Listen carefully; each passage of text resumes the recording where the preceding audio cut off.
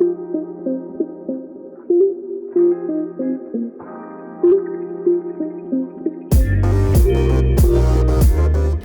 and welcome to Behind the Stars, a celebrity astrology podcast that we've now turned into a YouTube channel. I'm Evan Burke, a self-taught traditional astrologer and television producer. And I'm Lauren Hansen. I'm a modern astrologer in LA. And we are here to entertain and educate by looking at the birth chart of the most famous or infamous celebrity of the moment. Yeah, it's a good time. And today we're going to be talking about a Leo sun, a moon in Sagittarius, and rising Taurus. That's right. We're talking about Austin Butler, a.k.a. Elvis. So excited. Let's start the show. Okay, like we said, we are talking about Austin Butler today. Now, if you want to see his chart, we'll throw it up on the screen. But he was born August 17th, 1991 at 11:47 p.m. in West Anaheim, California. Right down the street. Yep. Now, if you don't know, we're talking about Austin Butler because he won a Golden Globe. He's all over the place. Did you see the movie? I have not seen the movie. Damn it, we both haven't seen the movie. It's 3 hours long. It's long. And I'm not sure that I have the patience to sit down and kind of watch it right now, Right. but I will. We will. We're definitely going to watch But, it. Okay, so he won.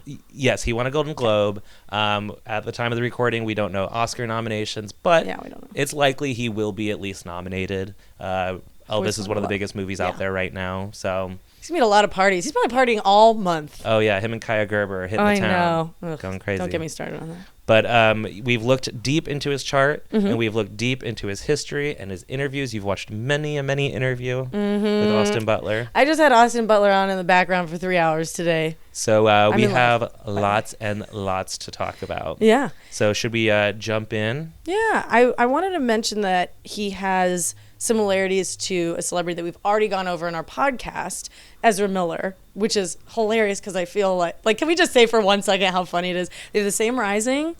And they have the same moon, so Sagittarius and then rising Taurus. The only difference is their sun. He's a Libra, Ezra. Yes. But is a perfect example of how just because you have the same rising and the same moon as someone, that does not mean you're the same person. Not even fucking close. Not at all. Not even at all. Ezra Miller is beating up people somewhere in Hawaii and it's totally different things. Anyway, point being, we already have an episode where we talk about this rising sign and this moon. So please look back if you're curious about those. But we'll briefly talk about Sun and Leo. Yes, it's so bright. It's a very bright. It's a bright star, that Sun and Leo. That's Sun and Leo, and I am a Sun and Leo, so I will kick it off, I think. Yeah. All right, so the Sun being in Leo, first and foremost, Leo is the sign that is ruled by the sun. So the sun is at home and very comfortable in Leo, which is why Leos tend to be very comfortable being the center of attention, being on stage, shining, showing off their talents. Really a skill of Leos is that they do know what they are good at. Yeah. They know what other people are good at. And a really high vibrating Leo is somebody who not only is very excited to show off their own talents, but they tend to be people who really inspire others and encourage other people to show off what makes them shine.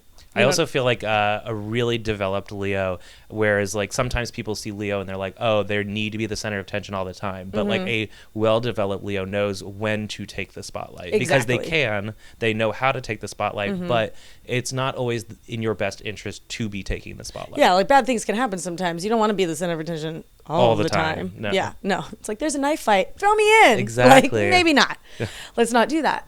But it is the sign of the ego, as the sun has a lot to do with the ego as well. So it can be a danger, and that's where it can get easy for Leos to wrap themselves up in themselves, maybe get a little too selfish, get a little too concerned with their ego's needs as opposed to like their soul. Yeah. But like we're saying, a very well-developed Leo is inspiring others and usually actually is not, I would not say godly, that's not the right word, but that type of person that walks into a room and kind of makes the room shine, commands it, but also is like concerned about everybody else's happiness and is trying to cheer people up. Like that's a well-developed Leo. Yeah. You know what I mean? And not only does he have just his sun in Leo, but it's conjunct Jupiter. So it's like a super sun in Leo. It is a super duper, as super as a sun in Leo could possibly get. Yes. And I mean, they're very, very, very conjunct. They're like right on top of each other. They're on top. They're the exact same degree. Yeah.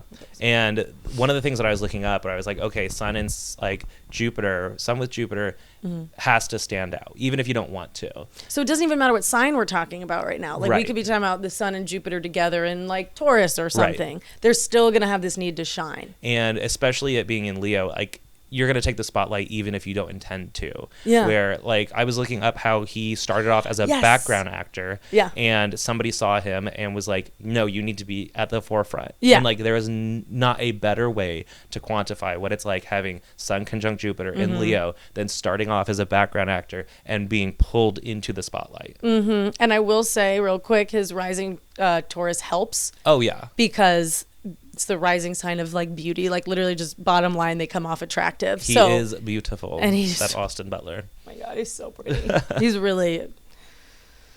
He's got that smile. Like, it's the smile. It's the smile. My boyfriend the other day asked me what my celebrity crush was, and I was like, I do not have one. And then the next day I watched these interviews, and I was like, I have one now. Yep. I was like, I have one. I have a crush on him.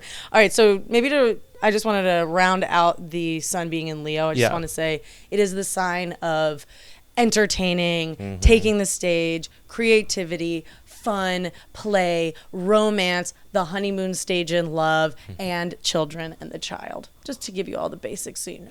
Yeah. Yeah. And I mean, everyone associates Leo with acting, stage, taking like the spotlight. But I will just point out, funny enough, most directors are Leos. Oh, because they know what looks good in the spotlight. And they know what to put in the spotlight. There's many a successful actor that are not a Leo. There was one thing that I was looking up when it was Sun conjunct Jupiter, and it was saying that Sun conjunct Jupiter just wants to grow, and they need the space to grow. And one of the things I thought really fascinating is with Austin Butler, when he spoke about his breakup with Vanessa Hudgens, when they were together for 8 years, and somebody asked him about their breakup, his response was, and this was a quote, "Life is full of changes, and you've got to find a way to constantly be evolving and growing." And I was like, how is this lining up? Like, perfectly. Yeah, because, okay, so that's the other thing. Not only is he like a Leo on crack, like it's just Leo to the max.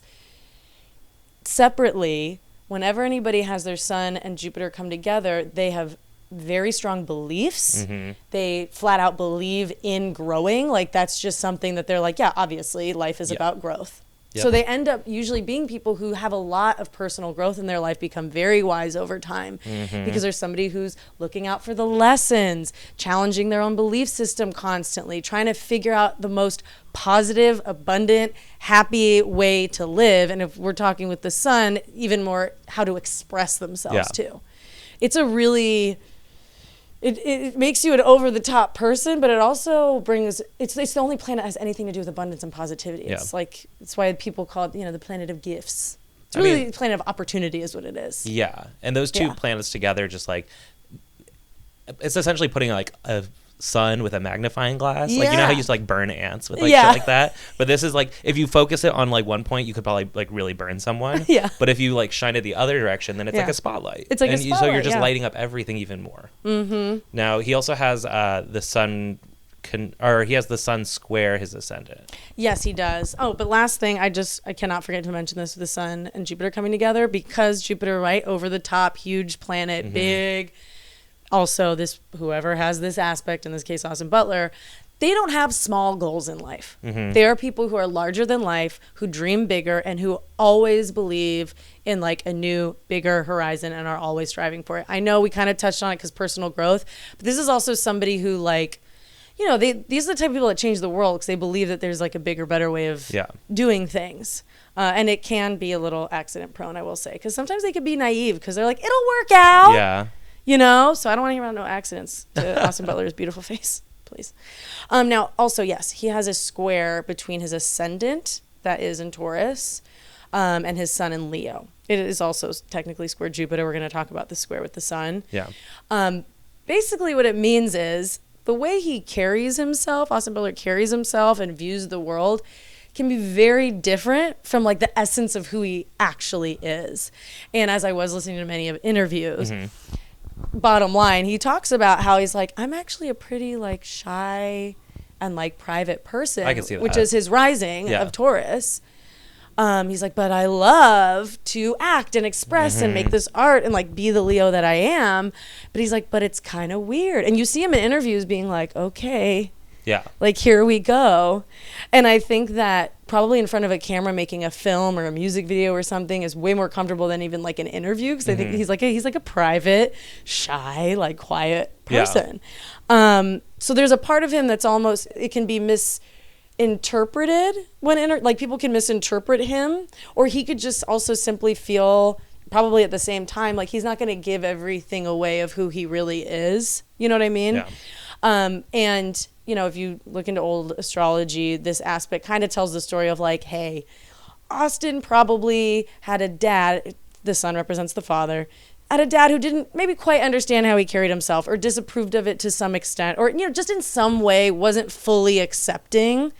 And that then turns into him as an adult being a little uncomfortable with showing like his true self, which is really not a bad or good thing. Some people are just private and some people aren't. Well, the fascinating thing about that is that we don't really know a whole lot about his father. And so like such a literal interpretation of like sun square ascendant would be like, we don't know the father. The father's not like visible.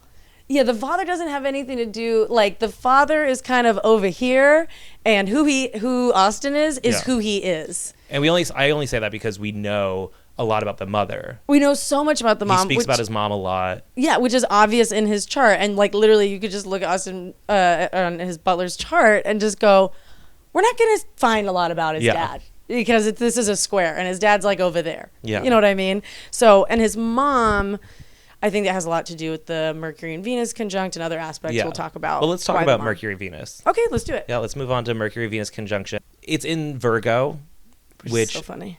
Makes a lot of sense because Virgo is very calculated and perfectionist. And so you have his role like Elvis, where you have Mercury, the planet of communication, Venus, the planet of beauty, and so art and all this. And so he takes this role like Elvis and he takes it so seriously. He perfects the voice, the movements, the everything scene by scene, and he perfects the voice so much that he can't get rid of it. He can't get rid of it. I'm watching interviews of him now and I'm like, he is Elvis. And everyone's been joking around like, is he ever going to stop? Like when is he going to go back to the way he spoke when he was like on take time. Like Zoe 101 or any of the kids shows that he was on? Right. Oh, it's weird. Yeah. So, I mean, basically, when Mercury and Venus come together, Mercury has to do with how you learn, how you speak, how you think. It's all of that coming together with the planet of, let's just say first and foremost, like art expression and art itself. So when you get Mercury and Venus coming together, you get somebody who really appreciates art,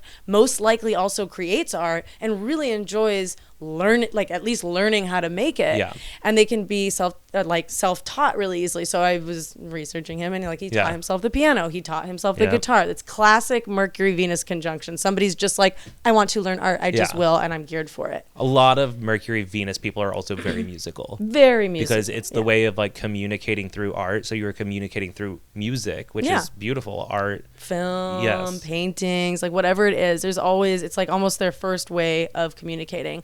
And because we're having this all happen in Virgo, he's definitely someone who can perfect exactly what he's trying to create. So that's why he is geared to be, not every actor can do what he does. Yeah. Not every actor, no matter how amazing, can fully get to that point. Like you have to almost have Virgo in your chart.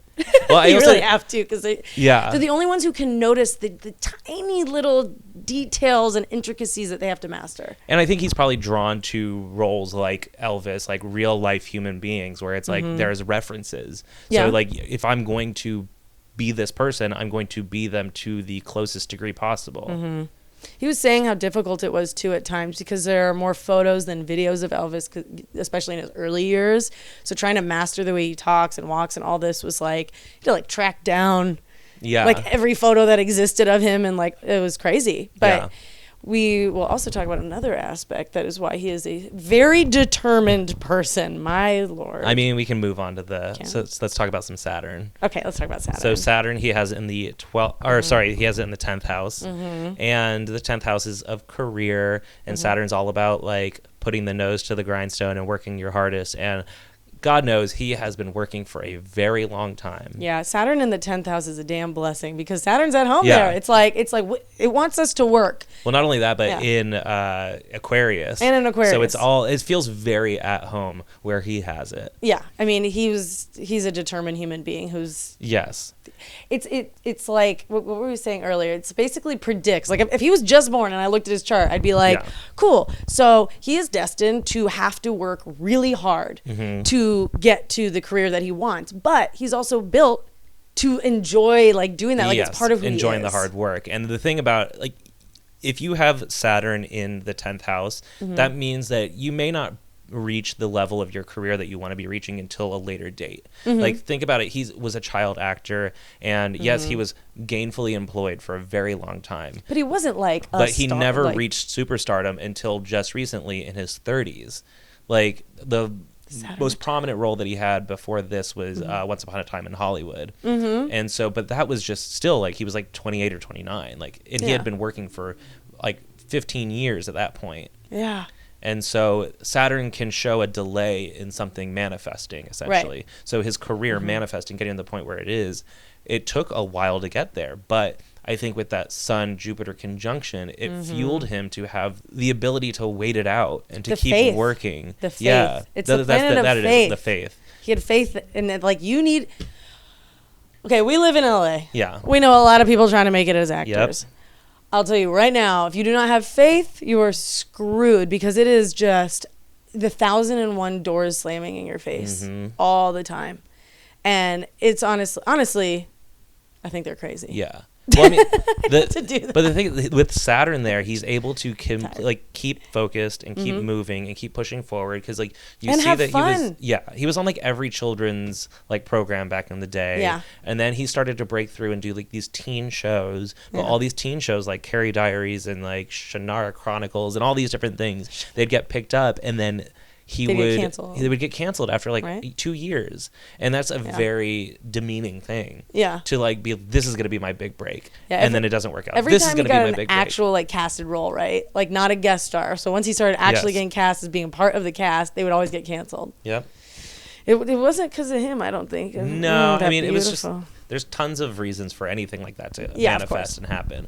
But I do want to point out that we are currently in his Saturn return. Yes. And so this is why we think it has manifested now. Yes. Yes. We are at the very tail end of his Saturn return, which I kind of noticed that from him like discovering that he wants to play Elvis to the culmination of the award season essentially lines up with the beginning of his Saturn return and ends with his Saturn return. And with having Saturn at like 1 degree, he was starting to feel the effects of it before Saturn entered Aquarius. Right. Yeah. If you have any planet at the very beginning of any sign, like before that planet comes back around, you're gonna feel it early. Yeah. Also, just like so close. Vanessa Hudgens, they both have said that they were in a car and they heard like Elvis singing some Christmas song, and she turned to him and said, "You need to play Elvis." Like, this is before like the movie even existed. She was like, "You need to play Elvis." Like his hair was dark at the time. Yeah. She was like, "Oh, you look like Elvis. You can sing like him. You should be playing Elvis." And so then the role came along. He auditioned. He got it and everything. Wow. And it's become his biggest role to date. But then the other thing that I found really fascinating is he recently retold that story, because Vanessa had told the story before. And when he told it, he was like, "I was in the car with my friend, and my friend said I should play Elvis." And and not only Vanessa commented on it, she said, crying, "This is so funny." Hello, like so whatever. Okay, it was a joke? No, it wasn't a joke. Like, she's definitely not happy about it. But oh my god, my friend, you guys were together for 9 years, by the way. But then I look at it and slap that boy up. Part of me in my mind thinking, or the person that he was when that event happened versus who he is now. He went through an entire Saturn return. Yeah. Like, he might look back on it. It's not that he's like, "Oh, she wasn't my girlfriend," or "She wasn't like, we weren't thinking about getting engaged," or whatever, all this stuff. But it was like, that must feel like a lifetime ago to him. Yeah. Like, anyone that's been through their Saturn return knows that. Yeah, whatever's before pre-Saturn return feels like a different life from after your Saturn return. Yeah, it's very true. That's why I feel like I don't think he was intentionally trying to like be shady against Vanessa Hudgens. I doubt it. He probably thinks of it that way. He probably thinks of it as a lifetime ago. Yeah. Yeah. I'd still be pissed. Yeah. I'd still be pissed. How dare you? So, I mean, I thought that was really fascinating. I made you who you are. No, I'm just kidding. And the other thing that I wanted to point out is that his Saturn return literally ends like 4 days before the Oscars. Interesting. So if he gets nominated, not that we're saying he's going to win by any means, because I haven't looked at Brendan Fraser's chart, but he seems like he's in a good trajectory. Yeah, he's in a real good place. He was gone for like 1,000 years. I don't remember him being in movies since I was 5 years old. I'm 30 now.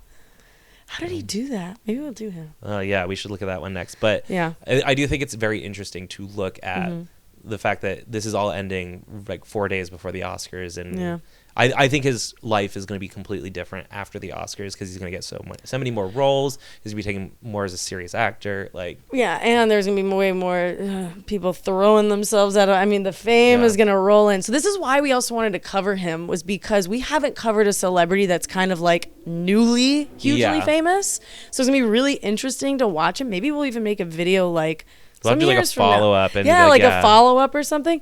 But I wanted to point out, for having his Midheaven and Saturn conjunct, or like Saturn in the 10th house, it's not quite the same thing. Having it conjunct the Midheaven, that point of career and purpose, that is what starts the 10th house, is a more highly charged point. You know what I mean? So basically, not only does it make it so predictively, you could say this person's going to work very hard in life and they're going to have to for whatever they get.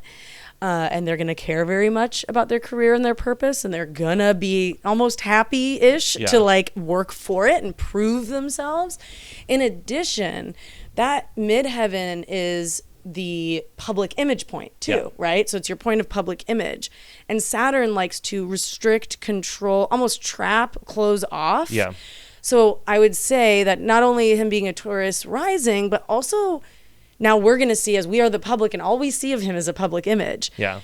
He has said outwardly, like, I don't love social media. Like, I'm private. I really don't want to be like out and about and have everybody seeing me all the time. So I just wanted to point out that that's probably why he's going to always be a private person. Yeah. But what I'm the most excited about is that usually people with their midheaven Saturn conjunct they are humble people. They are more humble because they've earned everything and because they have worked from the bottom to the top. And usually people who have their Saturn and midheaven conjunct, they were not born with silver spoons. They do not have the jobs because of nepotism. Like, they're very like built from the ground up kind of people. And they tend to stay humble. I do think it's kind of interesting, as he kind of came into his Saturn return also, that he do go the other way sometimes. Visually became more Saturnian. He has darker features now than he did before. He used to be like bright blonde, like kind of surfer bro. I didn't even notice that's true. And now he like looks much more Saturnian. Yeah. Which I think he kind of went from like that Taurus Venus-y type of look before to a more like harder Saturn look. Yep. But I have to agree with you on that. Also, speaking about Saturn, he has Saturn opposite Chiron, which you know much more about Chiron than I do, but I looked a little bit more into it, and it says that Saturn opposite Chiron tends to show up when like you have a family dependency on you, whether it's trauma or financial or whatever it happens to be. And him being a child actor, like he was financially supporting his family. Yeah. Like from such a young age. Yeah. They were, I don't know anything about what his family's economic life was like. Yeah. Like when he was young, although what I have read is like dad's a real estate agent. The mom was like a dental hygienist, and then she like had a daycare at the house or something. I didn't read anything about them being in like poverty. Right. You know what I mean? Or like not having jobs and he saved the family. Yeah. But it definitely sounds like he like was making more money as a kid than his parents were like making. I'm sure. Yeah. I'm sure, unless his dad was doing crazy ass commercial real estate. Maybe. This is true. But I also, what was it I wanted to point out? I wanted to point out real quick that Denzel Washington apparently is the one who suggested him to the director of Elvis. Okay. And it was because Denzel had worked with him on something else. A play. Something like that. Yeah, it was a play that only lasted for like 3 months. Interesting. Yeah. And Denzel was so impressed with his work ethic and how determined he was and how focused he was and like committed and all of that, that when Denzel literally heard that they were making a movie about Elvis and they were kind of looking for somebody like him, Denzel like picked up the phone and called the director. And like that is literally why he got like the audition. And he never even called up Austin Butler to like let him know and give him a heads up. Like nothing. It was kind of like I love that about Denzel. I know. I feel like he's a little angel. Oh, definitely. I mean, Denzel's an angel on earth. I'm almost 100% sure. Yeah. I think he's incredible. But anyway, I think we have a lot of examples of that Midheaven and Saturn together. Definitely. This will be interesting. But You know who also has that Saturn Chiron opposition is Vanessa Hudgens. They were together for 8 years. They both did experience, like they're both child actors, but they both did kind of experience that kind of familial trauma in the sense that Austin lost his mom to cancer in 2014. Vanessa lost her dad to cancer less than 2 years later. Like they have that kind of trauma that comes with losing a parent very young, especially as a adult, like a child who had to become an adult really early because you're thrown into an industry where you are earning money and having to be professional. And so I thought that was kind of interesting, but they have a lot of things that line up. I thought that was really interesting. You told me you looked that up. But they were together a long time. Yeah. Well, I mean, it makes sense. I wrote some of the things down that they actually have in common. Vanessa has a Sag sun and Austin has a Sag moon. Vanessa's ascendant is 22 degrees of Leo. And Austin's sun is 24 degrees of Leo. Vanessa's Mercury is at 1 degree of Capricorn. Oh, and his is at 1 degree of Virgo. So like they speak the same language. Yeah, they're just cut from a similar cloth. Their outward appearance, their inward like emotions, all the like they have so much overlap. Yeah, so it's no wonder that they were together for 8 years. They met so young, but they had this draw to each other that there was an obvious reason why. Yeah. I mean, I'll tell you right now, if you're one of those people who just get into astrology and you're like, I want to know if this person that I'm dating is going to be significant.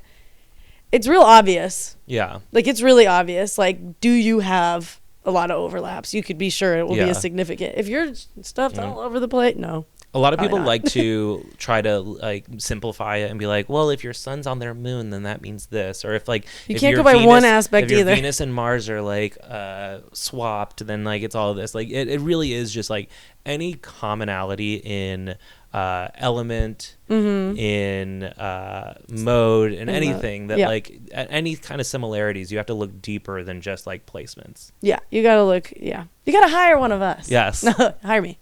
He's not even trying. I know, I'm not doing. He's not even doing. He doesn't have time. No, he doesn't have time. But you can hire me. But yeah, I found that was cool, and I was trying to find commonalities between him and Elvis. Was there more on Hudgens? No, I mean that it was essentially they were kind of destined to be a part of each other's lives, and you know, I hope that down the line they can rekindle not necessarily a romance, but like be friends. Be friends, because I think that it's weird to be with somebody for 9 years and like have nothing after that. Yeah, it's also weird too in some cases. Right, and I also hope the best for Vanessa Hudgens because her and I have practically the same chart. Really? She was born a day before me. Really? Yeah. Oh, we love her. Yeah, I mean our like houses are completely different. Yeah. I always thought she was going to turn out nuts, and she never has shown it. I think she's nuts, and it's under wraps. Well, that's like me. Yeah. Yeah, nuts and under wraps. I'm nuts outwardly, and sometimes under wraps. Yeah. I did want to point out one last thing, which was just real quick, touching on when his mom died. Oh. So when she died in 2014, and he was 23 years old, and as we know, Elvis also lost his mom at 23. That's a big reason why he did this role. I just want to point out something. He had Saturn aligning with his Pluto. He had Jupiter going through his 4th house, which really are the only two that matter to talk about. What's really interesting about this is like Jupiter is this planet of opportunity and gifts, right? Mm-hmm. And whatever house you find Jupiter in this space and time, wherever you're at in that moment, it's easy to be like, this is like watered down astrology will tell you, hey, Jupiter's in XYZ house, that's where you have the most opportunities and gifts, and everything's going to be magical and glorious. There's going to be lollipops and rainbows. I just want to point out how unfucking true that is, because it annoys the crap out of me. He had Jupiter, this planet of gifts, in the 4th house of the mother, the year his mother died. So don't be telling people any watered down. It's all not good. Rainbows and butterflies. No, Jupiter's there that it demands growth, and sometimes it's growth and growing pains. So Jupiter in his 4th house meant, hey, you're gonna need to personally grow, because yes, we're gonna there's gonna be a big theme about your mom right now, for sure. Like he could have known at the beginning of the year for sure, like, okay, my mom's gonna be a big theme. You don't know if it's gonna be good or bad, but in fact, her death more than likely forced him to have a huge personal growth moment, and it required him to kind of turn into his own mom. Yeah, and build his home up. And build his home and build his support family system. to be something that it needed to provide for him. Because that's a moment that you have to reassess your home and you have to build it up in a certain way. And so... And it will grow and it will change and it'll be different in some kind of way. So a lot of people are talking about Jupiter to me lately because Jupiter's switching signs this year. Yes. And I was getting so annoyed. And if I see one more thing that's like, oh, are you the sign that Jupiter's going into? Everything's going to be great. Yeah, it's not always... It's really not like that, it's guys. not always just gifts. No, it's not always gifts. It's growth requirement is what it is. Anyway, so there's that. And then I just wanted to point out that Saturn aligning with his Pluto, that is an aspect that comes around about every 30 years. You only go through it a couple, maybe a few times in your life. So it's a really interesting aspect to pay attention to. So find your Pluto and find the dates for when Saturn comes to hit it. Because he had it right when they aligned. And it means the complete restructuring of your life. Something dies, something huge ends. It demands an insane, complex, and deep level of transformation, and he obviously 100% had that happen to him. Well, luckily, Saturn's not going to be in Scorpio anytime soon. I know. By the way, I think it's 2044. Okay. Or 2045. It's one of those two. We got some time to prepare. We have time. Well, you have time to subscribe to this new YouTube channel and to follow us on social media. You can find me at Evan Burke LA. And I am at Astro Betch, BETCH with the E. But we're glad you could join us for our first ever video version of we know the it's podcast. janky, okay? We know there's a little jank. We're gonna upscale the lighting. Growing pains. Yeah. This is just like getting it out there. Yeah. And So it wasn't gonna be pretty. No. It wasn't gonna be pretty, but we needed to get it out. But it was going to be up-leveled communication. Yes. We're upping our level, and we're going to keep upping it. But, yes. We will see you next time with even more celebrity astrology. Yes. Thank you for coming on. Bye.